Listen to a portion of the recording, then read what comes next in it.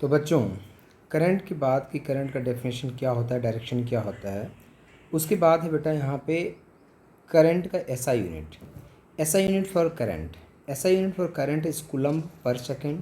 ठीक है, current is equal to हो गया आपका चार्ज अपॉन टाइम, तो चार्ज का हो गया कूलम और सेकेंड का हो गया एस। ठीक है, चार्ज का एसआई यूनिट क्या होता है, कूलम, और टाइम का होता है सेकेंड, तो कूलम अपॉन सेकेंड हो गया। And this coulomb upon second is known as a ampere. तो एसआई यूनिट जो होता है करंट का वो होता है एम्पियर।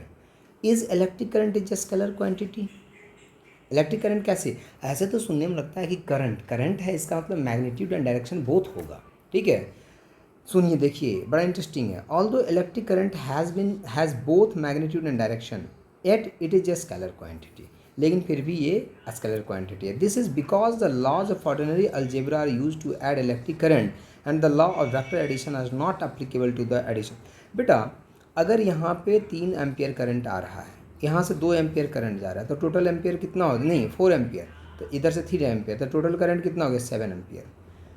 इन दोनों के बीच का एंगल 90 डिग्री था। अरे जब दो, अगर आप कह रहे हैं, अगर इफ़ अज्यूम कि वेक्टर क्वांटिटी है तो वेक्टर एडिशन फॉलो होना चाहिए यहाँ पे। तो एक 3 एम्पियर का इधर से आ रहा है, 4 एम्पियर का इधर से आ रहा है, तो वेक्टर एडिशन के अकॉर्डिंग आना चाहिए रिजल्ट। लेकिन ये तो अलजेब्रा के तरह हो रहा है, 3 ampere plus 4 ampere equal to 7 ampere हो जा रहा है। मतलब ये वेक्टर एडिशन को फॉलो नहीं करता है। जो वेक्टर एडिशन को फॉलो नहीं करता वो वेक्टर क्वांटिटी नहीं है।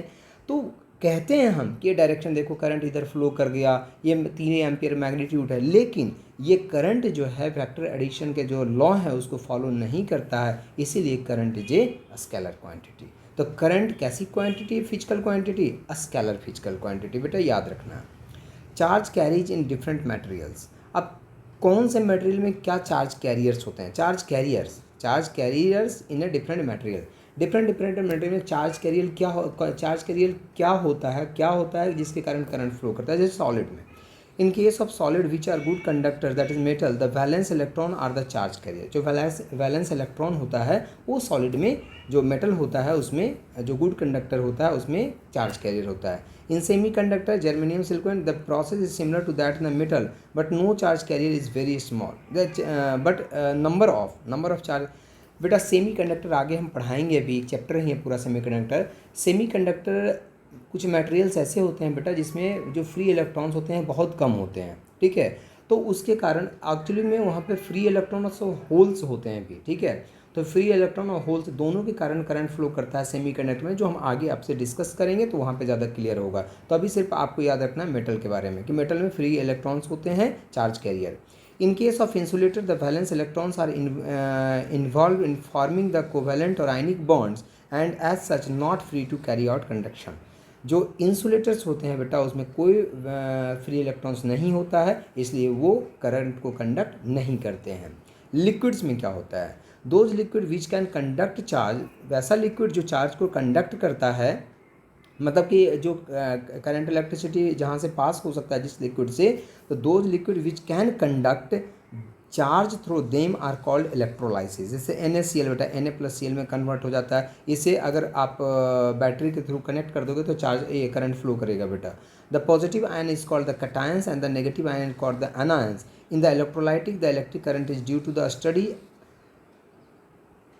simultaneously drift in opposite direction of the moving cations and anions। जब इलेक्ट्रिक फील्ड अप्लाई होता है बेटा तो cations and आयन जो होते हैं डिफरेंट अपोजिट डायरेक्शन में मूव कर जाते हैं, अपोजिट डायरेक्शन में, इसके ड्रिफ्ट करते हैं। तो ड्रिफ्ट क्या होता है इसके बारे में हम आगे पढ़ेंगे, ड्रिफ्ट वेलोसिटी क्या होता है, तो ये सब चीज़ें अभी हम बताएंगे आपको। गैसेस में क्या होता है बेटा, under normal condition a gas can not conduct electricity but high energy photon से an X ray photon can split a neutral gas atom into charged constituents, the gas is then said to be ionized। जब ionise हो जाता है gases तब वहाँ पे, जैसे हम बताते थे ना आपको कि जब एयर में जब जो डाइलेक्ट्रिक स्ट्रेंथ की वैल्यू, मतलब कि अगर कहीं पे पोटेंशियल की वैल्यू 3 × 10⁶ वोल्ट मीटर से ज़्यादा हो जाता है, वोल्ट पर मीटर से ज़्यादा हो जाता है, तो एयर के जो डाइलेक्ट्रिक स्ट्रेंथ है उसको ब्रेक कर देता है, वहाँ पे कंडक्ट करने लगता है बेटा।